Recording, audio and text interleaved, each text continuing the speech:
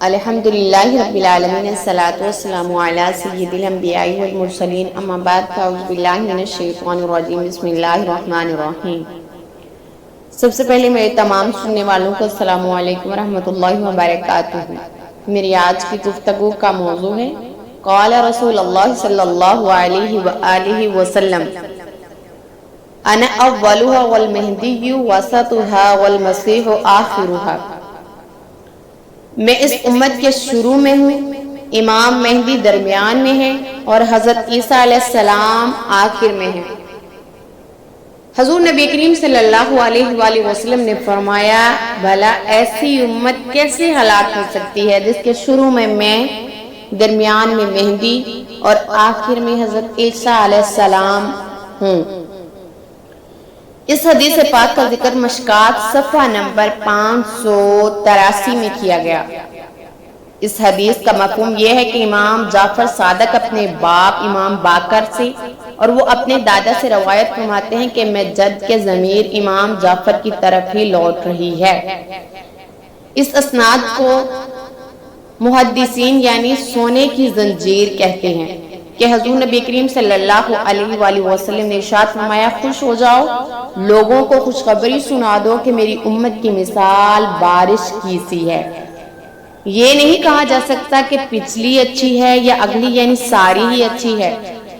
یہ اس بات سی ہے جس میں ایک سال ایک فوج نے کھایا، پھر ایک سال دوسری فوج نے کھایا، ہر دور میں اس کا فیض جاری رہے گا اور رونقیں برقرار رہیں گی۔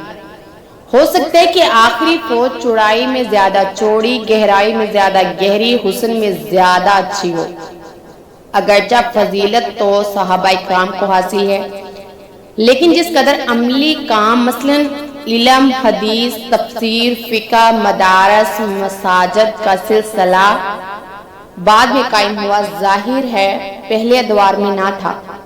اور وہ امت کیسے ہلاک ہو سکتی ہے جس کے شروع میں درمیان میں مہدی اور آخر میں عیسیٰ علیہ السلام ہوں۔ اگرچہ حضرت عیسیٰ اور امام مہدی کا زمانہ ایک ہی ہے، مگر امام مہدی کی وفات چونکہ حضرت عیسیٰ سے پہلے ہو گئی، اس لیے اس ترتیب سے شمار فرمایا۔ لیکن اس کے درمیان ٹیڑھی فوج وہ کون سی ارشاد فرمایا؟ وہ یہ ہے کہ نہ میں ان سے ہوں گا اور نہ وہ مجھ سے ہوگی، یعنی وہ گمراہ، بدعقیدہ فرقے اور بے دین جماعتیں ہوں گی۔ وہی یہ جماعتیں ہیں جو آج ایک بیماری کی وجہ سے گمراہ، وہی بدعقیدہ لوگ، وہی جماعتیں ہیں، وہی مسلمان لوگ ہیں جو مسلمان تو ہیں صرف نام کے مسلمان ہیں۔ ان کے پاس علم تو ہے، محض وہ علم ان کو گمراہی کی طرف لے کر جا رہا ہے۔ ان کا عقیدہ بدعقیدے لوگ ہیں، وہ دین ہونے کے باوجود اس میں کئی طرح کی فرقہ وارائیت اپنائی ہوئی ہے انہوں نے۔ تو ایسے لوگ جو ایک بیماری کے ڈر سے مسجد میں نماز سے روک دیں، کعبہ کا طواف تک روک دیں، ایسے لوگ جو عبادت انسان کو صحیح معنوں میں سکون عطا کرتی ہے، صحیح معنوں میں بیماریوں سے نجات عطا کرتی ہے، صحیح معنوں میں انسان کو مومن بناتی ہے، صحیح معنوں میں اس دنیا میں جینے کا مقصد بتاتی ہے، وہ عبادت سے کیسے کوئی بیماری لاحق ہو سکتی ہے؟ وہ عبادت کیسے کسی مسلمان کے لیے بیماری کا سبب بن سکتی ہے؟ وہ عبادت کیسے مسلمان کے اجتماعی طور پر عبادت کرنے سے ان کے درمیان بیماریوں کا باعث بن سکتی ہے؟ یہ مسلمان گمراہ ہو چکا ہے، اتنا گمراہ ہو چکا ہے کہ یہ اللہ تعالیٰ کی عبادت کی طرف جانے کے بجائے یہ گمراہی کی طرف جا رہا ہے، بے حیائی کی طرف جا رہا ہے، گناہوں کو ہی اپنا سکون بناتا ہے، گناہوں کی طرف جانا ہی اس کے لیے کامیابی ہے، جبکہ یہ سب سے بڑی ناکامی ہے۔ میرے حضور نے جب فرما دیا ہے کہ وہ امت کبھی ہلاک نہیں ہو سکتی جس کے شروع میں درمیان میں مہدی اور حضرت عیسیٰ آخر میں ہوں گے، کیا میرے نبی کا فرمان جھوٹ ہو سکتا ہے؟ کیا میرے نبی کے بتائے ہوئے الفاظ جھوٹ ہو سکتے ہیں؟ یہ ان لوگوں کے لیے جھوٹ ہوں گے جن کا ایمان سلامت نہیں ہے، جو گمراہ لوگ ہیں، جو بدعقیدہ لوگ ہیں، جن کے لیے میرے نبی نے فرمایا نہ وہ مجھ سے اور نہ میں ان سے ہوں۔ یہ وہ لوگ ہیں، وہ امت کیسے ہلاک ہو سکتی ہے جس کے لیے نبی کریم صلی اللہ علیہ وآلہ وسلم نے خود فرمایا ہو۔ اللہ کے محبوب نے ہمیں ہلاکتوں سے بچانے کے لیے کس قدر مضبوط انتظامات فرمائے اور کتنے یقین سے فرمایا کہ وہ امت کبھی ہلاک نہیں ہو سکتی جس کے شروع میں میں، درمیان میں مہدی اور آخر میں عیسیٰ ہوں گے۔ لیکن ہم خود پر بھی کوئی ذمہ داری عائد ہوتی ہے کہ ہم خواہ مخواہ بھاگ کر جہنم کی طرف نہ جائیں۔ جس طرح تمام میرے سننے والوں، جس طرح حرم شریف میں زلزلہ نہیں آ سکتا، جس طرح کعبہ میں دجال داخل نہیں ہو سکتا، جس طرح مکہ میں قوم لوط پر عذاب کے لیے بھیجے گئے پتھر باہر فضا میں اس آدمی کے انتظار کے لیے معلق رہے جس پر گرنے کا ان کو حکم تھا، جب وہ آدمی حرم سے نکلتا تو جو پتھر جس پر گرنا تھا اس پر ہی گرتا۔ اس مکہ میں آج امت مسلمہ ایک عام سے وائرس سے خوف زدہ ہو کر جس کعبہ میں محبت الہی اس قدر مضبوط ہے کہ عورت مرد اکٹھے طواف کرتے ہیں، ایک دوسرے پر نظر اٹھانے کی جسارت نہیں کر سکتے۔ خدارا اے مسلمان، اپنے مقام کو پہچانو۔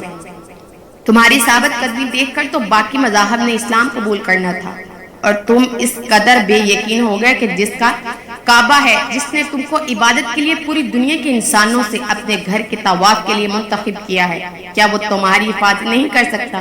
خدا اپنے آپ کو پہچانو۔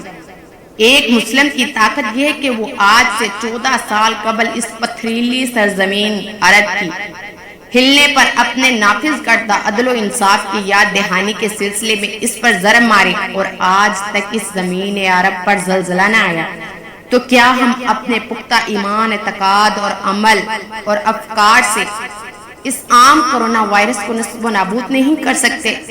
ہم یہ ثابت کریں گے کہ ہم وہ خاص لوگ ہیں کہ ایک مسلم کے منہ سے جب تلاوت خداوندی جاری ہوتی ہے تو فرشتے اس مسلم کے منہ کو بوسہ دینے کے لیے رش کرتے ہیں۔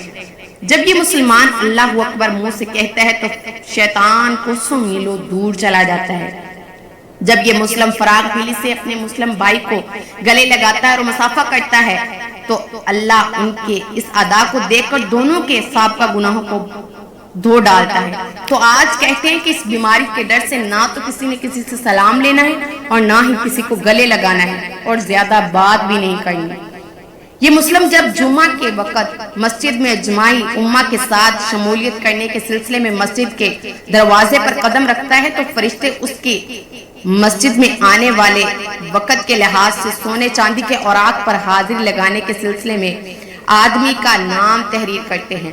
جب یہ مسلم وضو کرتے ہوئے جس عضو کو دھوتا ہے تو ہر عضو سے گناہ پانی کی طرح پانی کے ساتھ بہتے چلے جاتے ہیں۔ تو میرے پیارے نادان مسلمانوں، تو کیوں مساجد اور حرمین شریفین سے خوف کھانے لگے ہو؟ اٹھو، اس ذات کو حاضر و ناظر رکھو اور بلا جھجک اپنی عبادتیں خوش اسلوبی سے بغیر خوف کے معمول کے مطابق ادا کرو۔ اگر اس ساری دنیا نے کرونا وائرس سے تباہ ہونا ہے تو میں تمہیں ضمانت دیتا ہوں، جس نے حضور نبی کریم صلی اللہ علیہ وسلم کا کلمہ پڑھا ہے اور ذوق عبادت رکھتا ہے، وہ شخص اس وائرس سے پناہ نہیں ہو سکتا اور نہ کبھی ہوگا۔ اور یہ میرا پیغام ان تمام مومنوں کے لیے ایک امانت ہے جو دوسرے تک پہنچائے گا۔ آج کے حضور صلی اللہ علیہ وسلم کی حدیث ان لوگوں کے لیے امانت ہے جو ایک سنے گا وہ دوسرے تک پہنچائے گا، کیونکہ میرے نبی کریم صلی اللہ علیہ وسلم کا فرمان کبھی غلط نہیں ہو سکتا۔ وہ امت کبھی ہلاک ہو ہی نہیں سکتی جس میں میرے نبی کریم صلی اللہ علیہ وسلم نے فرمایا ہو۔ یہ بات آپ کے لیے امانت ہے جو ایک سنے دوسرے تک پہنچائے، ورنہ کل قیامت والے دن